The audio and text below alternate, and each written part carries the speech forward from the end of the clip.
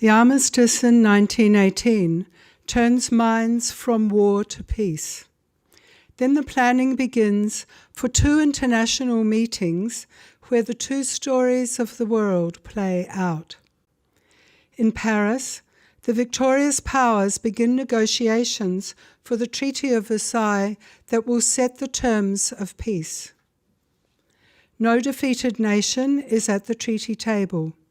Germans are banned from Paris.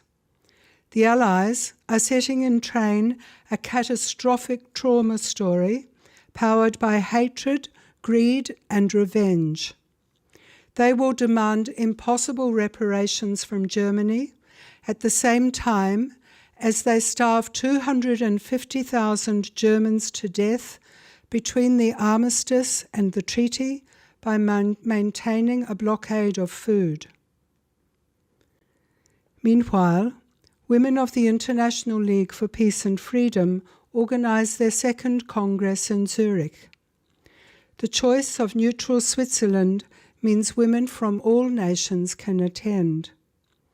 Soon, 3 Melbourne delegates set off on their 10-week journey to the Congress.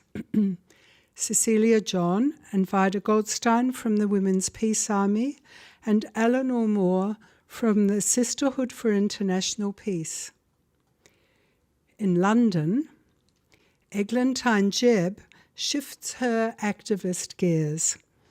Eglantine and her sister, Dorothy Buxton, are close to many of the British women who will attend the Zurich Congress, but their work for the first story of the world keeps them in London. They are campaigning for Europe's starving children through the Fight the Famine movement.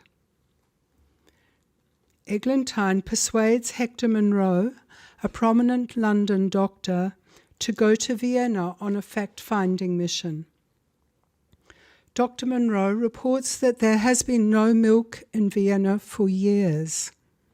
He says, children are actually dying in the streets of Vienna. In one hospital, I saw 38 women suffering spontaneous fracture of the hips, their bones having lost all solidity. The children's bones are like rubber. Old people are killing themselves in order that there might be food left for the others. Mothers are murdering their babies sooner than watch their ghastly sufferings. Eglantine gives the doctor's report to London's daily papers. The blockade becomes a public issue. Then she makes a leaflet with a photograph of a malnourished 2-year-old Austrian girl. She gives copies to people in Trafalgar Square, so she is arrested for disturbing the peace. Her trial is front-page news. Eglantine conducts her own defense. Everyone in the court is moved, but she is convicted and fined £5. Afterwards, the Director of Public Prosecutions gives her £5 to show his personal support for her cause. Eglantine uses the money to start a Save the Children fund. With great continuing interest, she and Dorothy hire the Albert Hall for a public meeting. Now the stories come together. Cecilia, Vida, and Eleanor arrive in Zurich. Women from 15 other nations are overjoyed to see them, but the proposed treaty has just been published.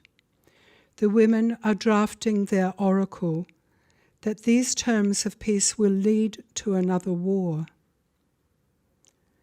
German and Austrian women at the Congress are emaciated beyond recognition by their friends. The food blockade is on the Congress agenda.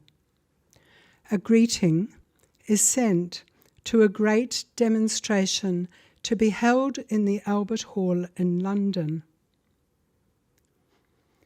Londoners come in their thousands to the Albert Hall meeting. but they are not all sympathetic to enemy children. Many bring rotting vegetables to throw at the stage. The speakers begin, Dr. Monroe and Eglantine among them. The hall becomes quiet.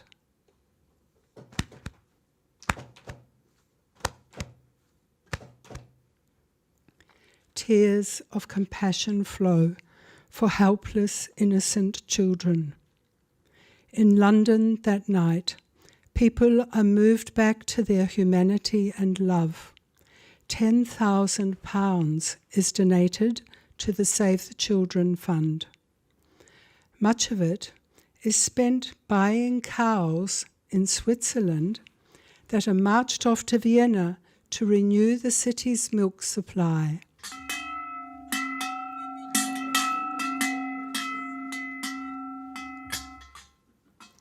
Like Wilf, the Save the Children movement spreads around the world. Eglantine goes to Geneva, the home of the League of Nations, and initiates the Declaration of the Rights of the Child. This will become the basis of the United Nations Convention that is the most universally accepted human rights treaty in history. You may ask why the old story we have told you is still important today. It is because, in relation to political decision-making, nothing really new has happened. On Monday this week, some of us were at the Australian centennial celebrations of the Save the Children Fund.